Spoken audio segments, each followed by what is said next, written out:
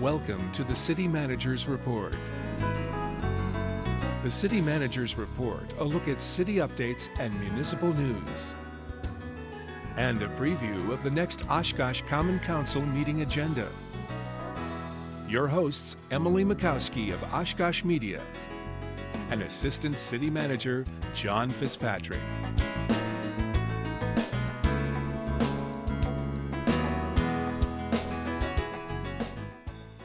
And thank you for joining us on your City Manager's Report, your source for all of the latest news and updates right here in your city of Oshkosh, as well as a preview of the upcoming City Council meeting agenda.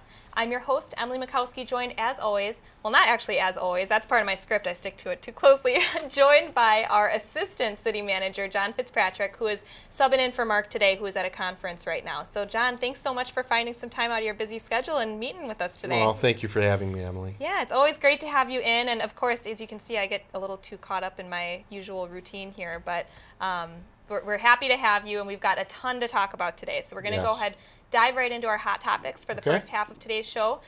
We'll take a little break, and then we will return with a preview of the City Council meeting agenda for Tuesday, June 28th, 2016. So, John, first thing that we want to talk about here is something that happened just last week. It was the grand opening and celebration of the Boatworks South Shore area of the Riverwalk. Right. And this was a really kind of a fun event. There was a lot of people there. We had some music entertainment, a ribbon cutting. Right, exactly. Maybe give us a little overview of what is all in that area. Well, I think people are familiar with some of the improvements that we're doing with the Riverwalk, and it's exciting to be working on the south side now. Mm-hmm. And I think that's kind of a harbinger of good things to come on the south side and our development that's going to take place on the south side of Oshkosh. So, but this particular event really showcased some of the things that we were doing with the old Boatworks property. Mm-hmm. And I know we had some music there. We had a lot of different community members. We have a new shelter there that's available, a restroom facility. And one of the coolest features is a new kayak and canoe launch. It's awesome. I've never seen anything like it. There's nothing, I don't think there's any other launches like it in Oshkosh. I think probably not in the near vicinity, mm-hmm. even in surrounding communities. And it's kind of a hidden little secret. I hope people can find out more about it mm-hmm. and access it. Now it's going to be available to the public, but I understand you checked it out yourself, or you're going to? We plan to. We were going to this morning. The weather didn't allow us, so we're going to be out there tomorrow morning. I'm going to give the new kayak launch a shot. It's ADA compliant, so it's really easy. If you've ever been, I'm sure you've ridden in a kayak before, but getting into a kayak is the hardest part about kayaking. It's so tippy, and it's just not very stable. So especially for people who are limited to a wheelchair or any other disability, it's wonderful because the kayak is raised up, and essentially you're just rolling on wheels, and it kind of drifts you right off into the water. Exactly. It's my understanding that you can get into the kayak outside of the water, and because it's on the rollers, mm-hmm. there's even some kind of hand railings that you can just pull yourself then along the rollers into the water, mm-hmm. and then also conversely you can pull them out. Yeah, so we see the ribbon cutting here. It was a great event. People were already taking advantage of the pedestrian bridge, which is another awesome part of this little area, that they had taken advantage of some old railroad overhangs. There's the structure itself right there we were talking about earlier. Yes, there were some awesome demonstrations. I think we had quite a few people give it a try, and I did not hear a single complaint about how the ease of use is just great. It's really pretty easy. It is. And it's a great place to start a kayak or canoe trip. The river can get a little busy, so it's a nice little inlet off the river that you don't have to worry about other boats. It's or other almost people like around. A little harbor there, Exactly. Where it's a little safe spot, and as our demonstrator is illustrating, it's a good place to kind of just practice and get your bearings. Get your feet wet, not literally, but hopefully not. Figuratively. I might get a little wet tomorrow when we're trying to try this thing out. Right, but you can see even pulling yourself back in, it's pretty easy, and it's kind of angled, so when you get to a certain point, it levels off. And then there's a little bench that pulls out that you can lift yourself up onto. I don't know if they show it in the video or not. Yep, he's pulling out the bench. So all around, it's it's open to the public. Anyone's welcome to use it. There's directions posted on the launch itself. And then one other thing we just wanted to mention too is that shelter, and it's not the the sexiest part of this whole area, but it's really it's a nice, clean, new bathroom facility. There's picnic tables. It's very nice. So it's a great place if you're walking the Riverwalk and you want to take a little break or a stopping point or starting point. Right. No, So- they did a really nice job on it. Yes, we're very excited about that. So if you missed the ribbon cutting and celebration, we do have that on our website at oshkoshmedia.org if you're interested in seeing the ceremony. We had a lot of great representatives there to help kick off the grand opening. John, next thing we want to talk about, which is a nice little segue here, is also kind of dealing with the Riverwalk a little bit, is the Morgan District. And Right. this kind of just hit the news recently from the Plan Commission meeting last Tuesday. And tell us a little bit about this. It's kind of been a long time coming with this area. It has been. It's a huge area that's on the south side of the river there too, just north of the bridge, and I think the parcel is over 20 acres along the waterway there, and it used to contain the Morgan District. They used to manufacture doors and windows in that area for a while, but it's completely been the site's been cleaned. And now we're talking about the plans actually for the Morgan District, and it's going to be a mixed-use facility. They're going to be having, I think, apartments, condos in that area.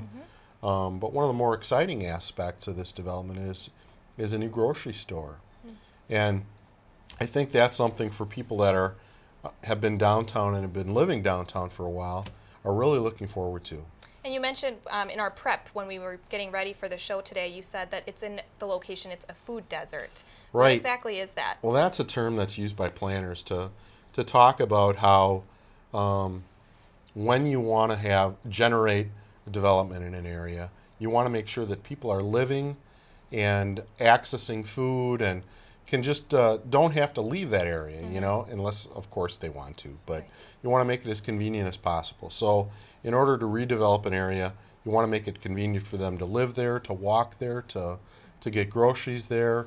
And that is kind of classified as a food desert area because the access to groceries is really limited. There's not a lot of options that are available.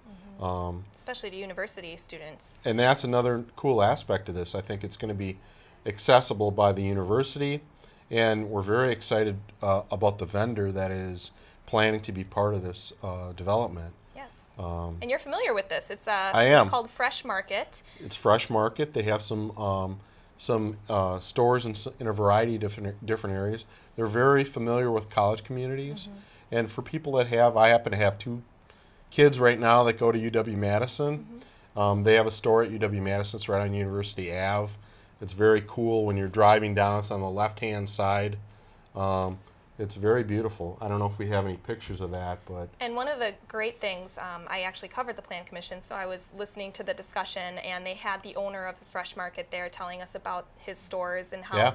they're big on local produce. Yes. They're big on already prepared foods. I think he was going to amp up the prepared foods because it's a great opportunity for people on the Riverwalk that want to stop and have a snack or a picnic, or people on Right. their boats that are docked nearby. right. So just an awesome development that we're really excited about. Right, and it really ties in with the strategic plan. It ties in with what we were just talking about in regard to improving the south side.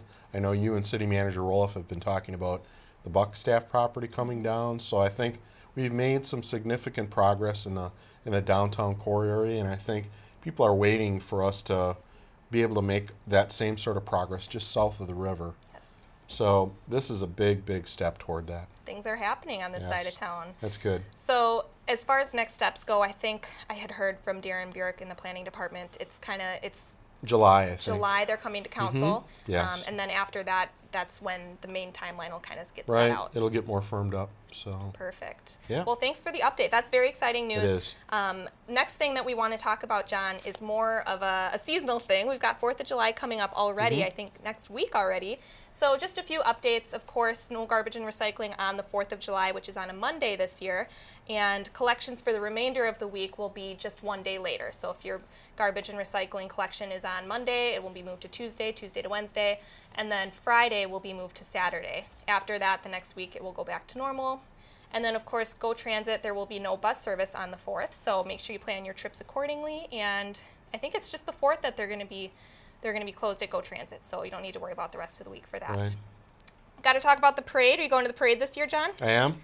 Wonderful. I plan to. Yes, and the route is back to normal. Last year we talked about we were really trying to get the information out that the route had changed because Right. it was during farmers market, but it's back on Main Street, just the normal route that it always follows every year. Right. There was just a temporary move because I think of the farmers market. Yes. So it was a nice collaboration that we were able to work with them and make it both happen at the same time. Right. And make a day out of it. But we're back to our usual routine with Main Street. Make sure if you are unable, if you're like me and you're going out of town during the 4th of July and you miss it, we do cover it on Life TV. Our good friends John and Judy, who also host our Helping Hands program, Right. host the parade and make it available for those people who might not be able to either physically get out there or who are out of town. So you can catch that on our website at oshkoshmedia.org or on Life TV on Time Warner Cable.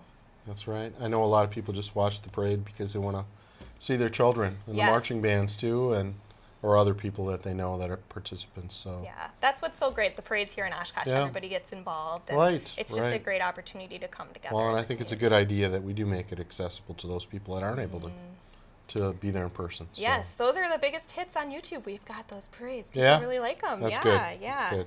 So, of course, once again, 4th of July, 9 o'clock a.m., right down Main Street. We usually would do a question mark at this time of the show, John, but Okay. we don't really have a question mark question, but I did happen to get a question on Twitter this week Okay. dealing with some plans on Oregon Street. All right. They were curious to know what plans we have to improve the business sector on Oregon Street. Okay. I can talk a little bit about that, and actually we have talked a little bit about it too. Yep.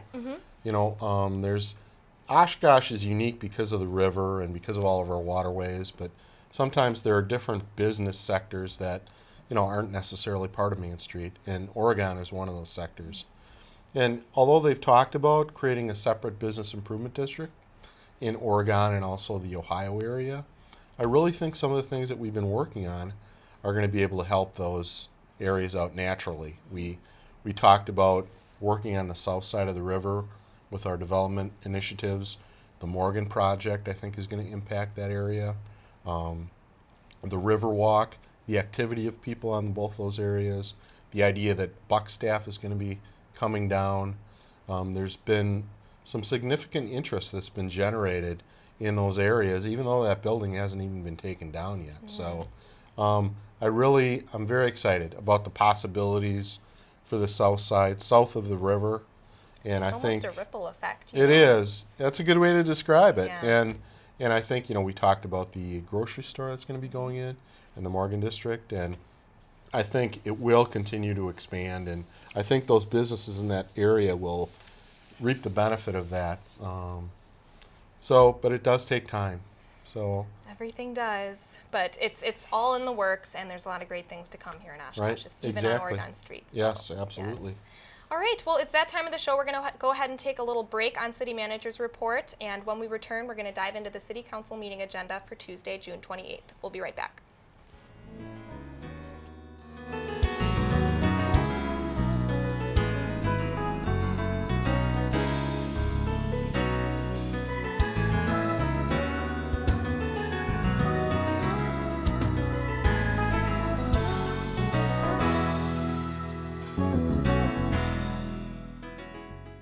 It is sad but true that for years, some people have been using storm drains to dispose of their wastes. Sanitary sewers take waste from bathrooms and kitchens and clean them up. But storm sewers do not treat or clean up anything passing through them. Everything that enters a storm drainage system is eventually discharged into a stream, river, lake, or bay in exactly the same form as it entered. One of the responsibilities of municipalities that operate storm sewer systems is to prevent what the EPA calls illicit discharges.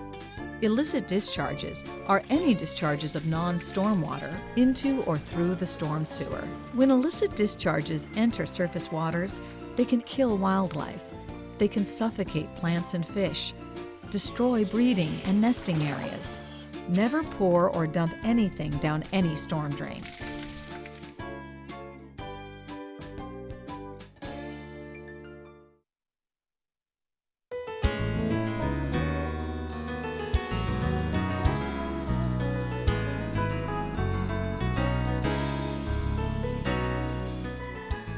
Welcome back to City Manager's Report. Again, I'm your host, Emily Mikowski, joined by your Assistant City Manager, John Fitzpatrick. We're going to go ahead and dive right into the City Council meeting agenda for June 28th, 2016. So, John, the first item that we want to talk about here is dealing with the rental registry. This is a big topic, and it's going to kind of make a splash at the meeting. So maybe for this episode, just give us a little bit of an overview of what exactly the rental registry is, because it can be a little bit, I'm not exactly sure what the details are. Sure. I think I'll just talk generally. I think you're right. I think there is going to be great participation at the meeting, even though no formal action is going to be taken on this item. Right. It's a public hearing, and it's really tied into our strategic plan. We talked about that earlier. One of the main emphases that the council wants us to focus on is improving our neighborhoods. And with improving our neighborhoods, we'll be able to revitalize the downtown, we'll be able to improve business, we'll be able to reduce some of the crime. There's a lot of different spin-off effects associated with improving the neighborhood. And one of the major areas that can help improve the neighborhoods, obviously, is improving rentals. And we have a lot of great landlords in Oshkosh. We really do, that do an awesome job and provide clean, safe housing for a variety of different citizens. Unfortunately, there are some areas that could use some improvement, and we want to try to make it safe for everyone and accessible to everyone. So this program is designed to take a look at how we can improve our rental properties inside the city. There's been some significant legislation that's been passed at the state level that outlines what can and can't be done in terms of improvements, in terms of accessing property, in terms of regulation. And we've really waited until that legislation was formulated before we decided to create our program. So this is it's also part of our strategic plan, but also it's in response to the legislation that was developed down in Madison. Okay. And so really it's the regular analysis of properties or inspections of properties, just to make sure that all the safety codes are met. Right, absolutely. And there's also another companion piece of this that's also going to be a special public hearing that focuses on education. So really, we prefer to educate and seek compliance. That's what we've done in a variety of different contexts. We would rather not try to change behavior by fines or, violation issuance. So the idea is to try to set up a program where we can work with the landlords to try to make the facilities the best they can be for all the citizens here in Oshkosh. Definitely. So that's the main goal. I know there's some concern, there's some fear, I think, out there that some landlords are experiencing.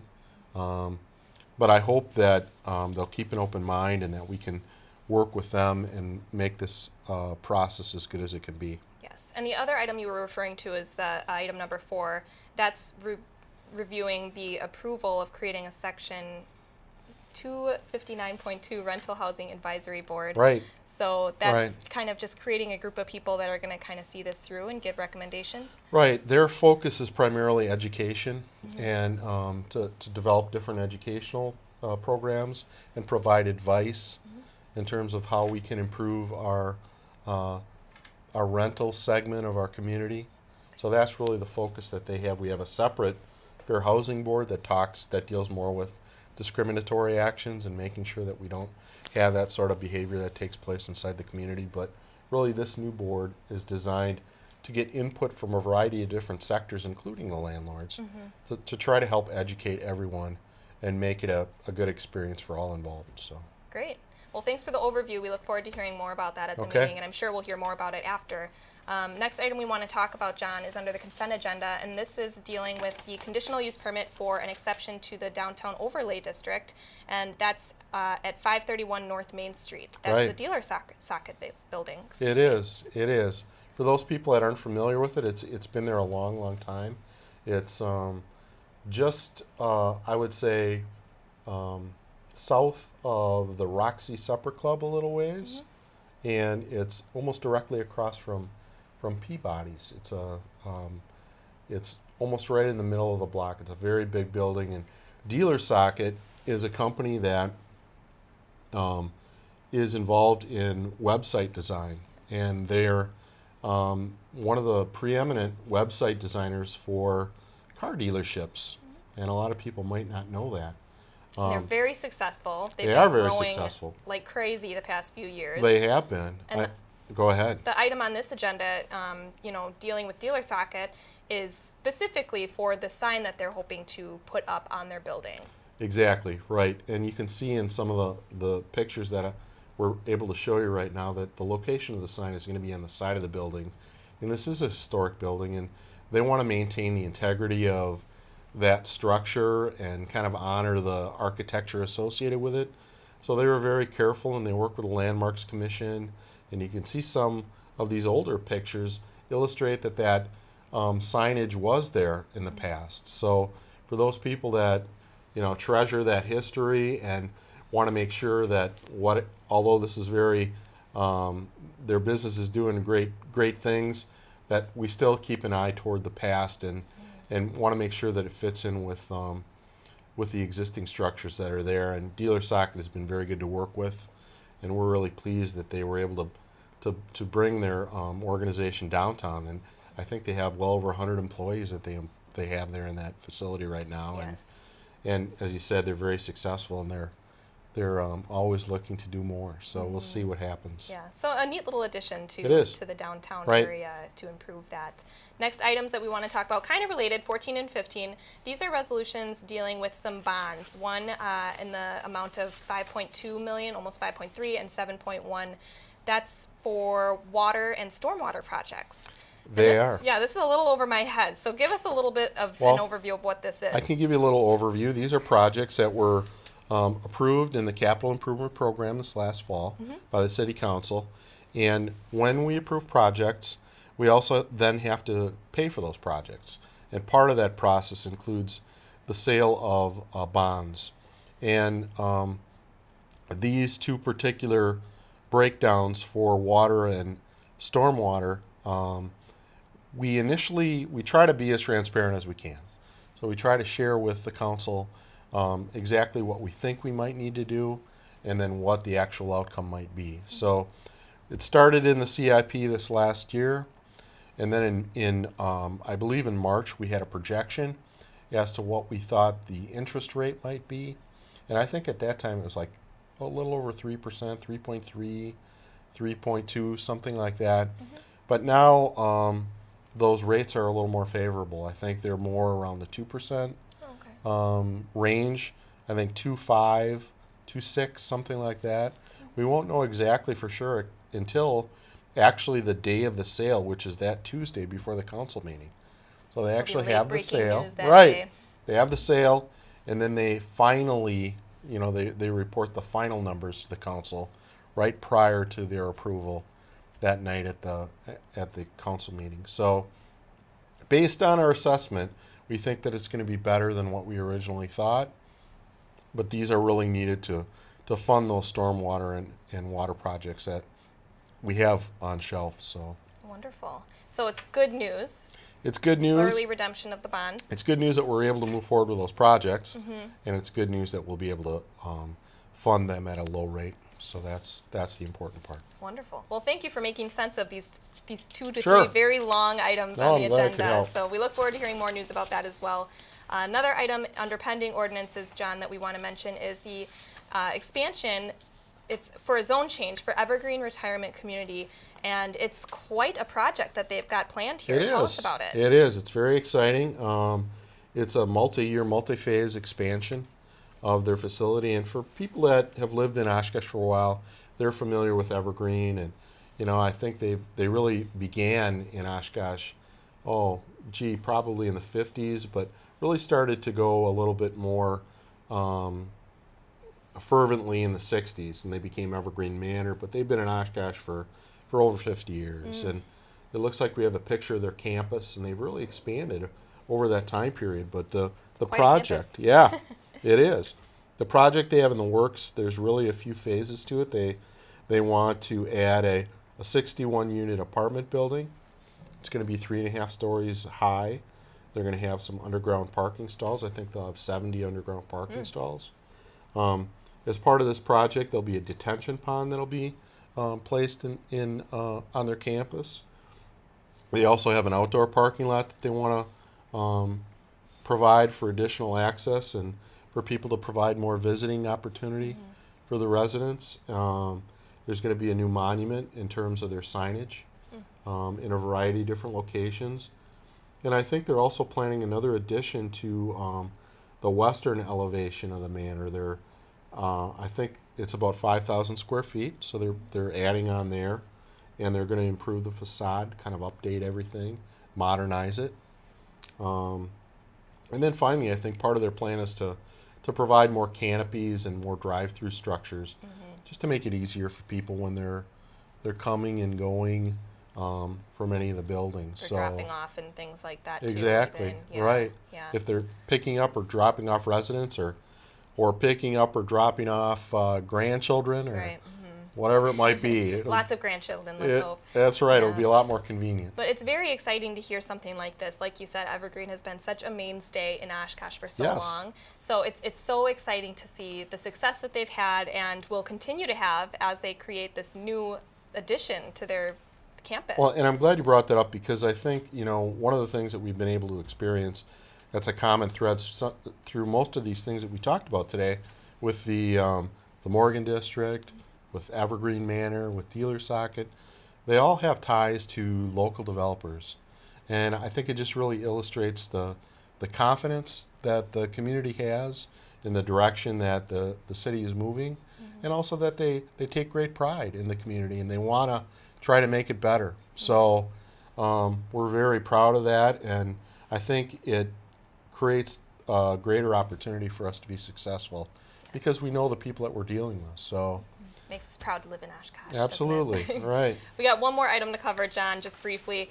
Let's talk about dogs in the parks. This is a new ordinance, and this is to amend the municipal code related to the domesticated animals in parks. And it's long kind of been a topic of conversation. It has been, and actually in a variety of different communities, it's very common to allow dogs to be in parks.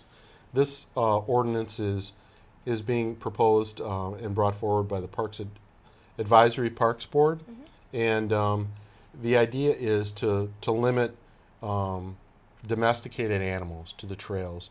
They'll be primarily dogs, but they could be other domesticated animals too. Cats, gerbils, ferrets. It could be. Well, I think it'll be primarily dogs. Yes. My sister has actually twin goats. Oh. But she doesn't live in Oshkosh. Maybe we'll see them out on the paths then, that are leashed on a under 6 foot leash too, which is part of the memo here. So, and it would only be on the trails, so it's not like it's going to become a dog park situation where there's dogs running all over the place. And also, it won't be in areas, for example, like the water park, the zoo, and some of the more specialized park areas. Right. So you're right; it'll just be confined to the trails. Well, wonderful. And I think that there was some kind of a plan that it would be like a 2-year probation period, see how it works out, and then revisit. Right. They'll revisit it after 2 years just to see how it's working out. But it is very common in most communities to allow people to have those dog walking opportunities or other domesticated animals on the trails. Great. Well, we have a packed agenda. We look forward to Tuesday night. Thanks for giving us a little preview of some of the highlights today, John. You're welcome. And as always, thanks so much for joining us, and we look forward to seeing you again soon. Thanks for having me. Again, the City Council meeting is this Tuesday, June 28th at 6 p.m. You can watch it live on GovTV and on our website, oshkoshmedia.org, or you can listen to it on 101.9 Oshkosh FM, which is also online on our website and on the TuneIn Radio app for mobile devices. Make sure you like our new page, Oshkosh Media, on Facebook, or follow us on Twitter at City of Oshkosh for all of your community and government programming and updates, or check out our YouTube channel for government meeting replays and past episodes of your favorite programs. Don't forget, if you have a question for City Manager Mark Roloff, you can email it to questionmark@ci.oshkosh.wi.us, send it to us on Facebook, or tweet us on Twitter, and he'll answer it on the next episode of City Manager's Report. Thanks so much for joining us today, and we'll see you next time on City Manager's Report.